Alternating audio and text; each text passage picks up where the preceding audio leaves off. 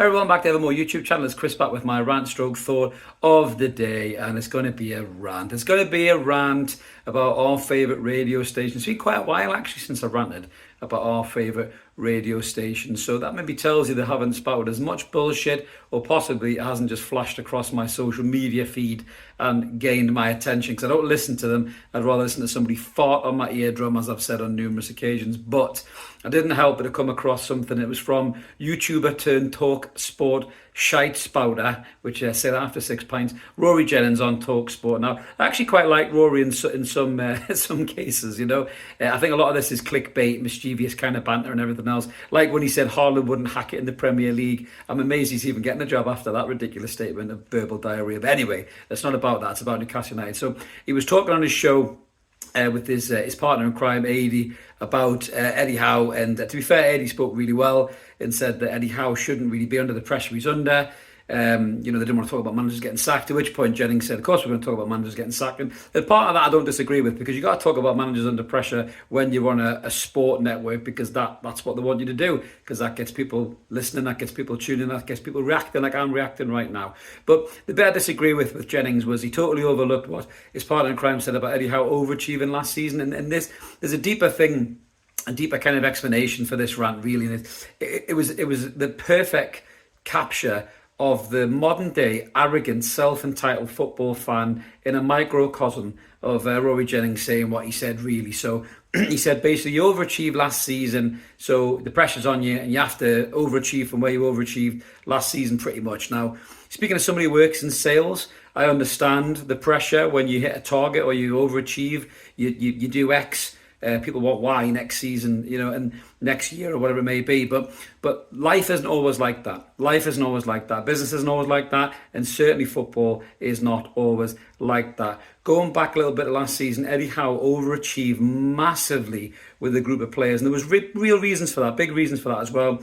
It was his modern management style, from having fucking Steve Bruce, they had that knacker in charge compared to Eddie Howe. I mean, that's like a fucking alien race landing in a shiny spaceship and showing you a ball of light that can power the entire fucking street, rather than shoveling coal into a furnace. That's the comparison between Steve Bruce's managerial style and Eddie Howe's managerial style. He improved players exponentially that were already there, who we'd all written off as Newcastle fans. We'd all said, "Your shit, get rid, he's crap, can't get his own arse." You're talking about Joe Linton, you're talking about Almiron, you're talking about Longstaff. These guys had the seasons of their fucking lives last season. Miguel Almiron looked like a £25 million player or whatever we signed him for the first time probably in his time at Newcastle, rather than just the roadrunner running around completely pointless, going meep meep and fucking not having an end purpose or end product. So these players Eddie Howe made better. These players he improved everything, every aspect of the club. He improved the communication between the fans, the relationship between the journalists, the players' fitness, the drive, the intensity, all of that was there, and it's all down to one man, Eddie Howe. And he massively overachieved. And the other reason that we overachieved, let's get it right, as Newcastle fans, a lot of us have got to admit this. I certainly do, because I'm pragmatic and I'm realistic.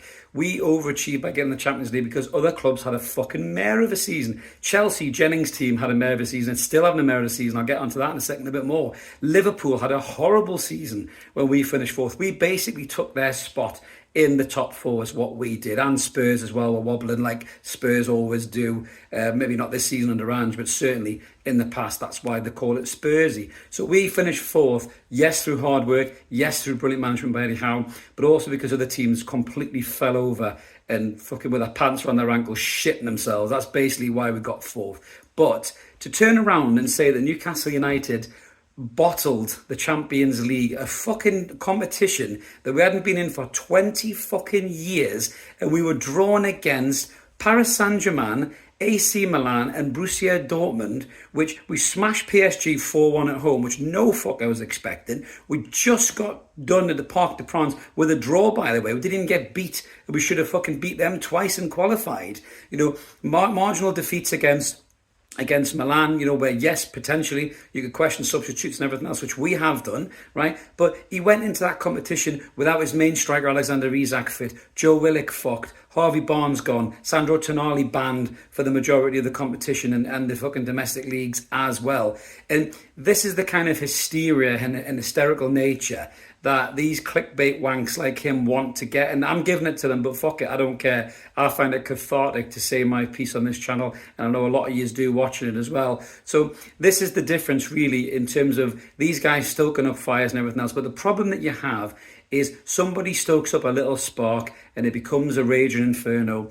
Eddie loses a few more games, more pressure mounts externally to Newcastle. Some of the fans start getting wound up about it. The media are already talking about fucking Jose in Newcastle because he's out of work at the minute. Now listen, I love Jose Mourinho. He's a proven winner. Wherever he's gone, he's won trophies.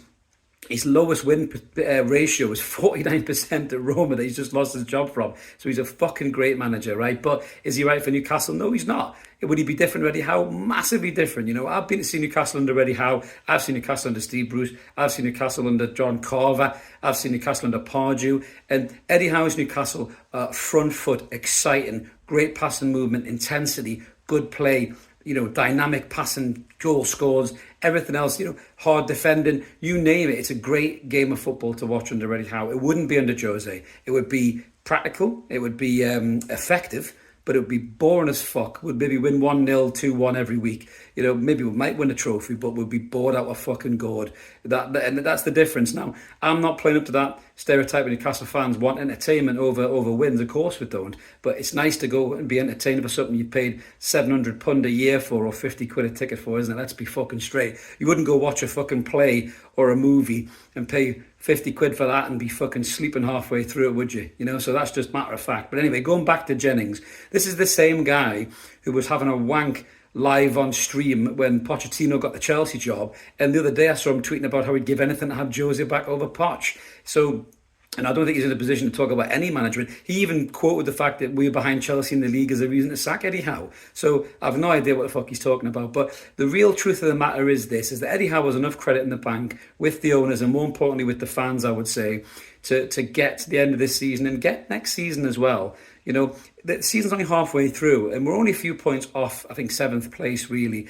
And we're still in the FA Cup. And if Eddie Howe ends this season in the top 7 and gets an FA Cup, that's a fucking great season. That's success. It's a trophy. If you look at his first full season he gets in the Champions League and his second season he wins the FA Cup, he'll go down as one of the best Newcastle managers ever, to be honest with you. He's still got the best win ratio, I think, since Bobby Robson.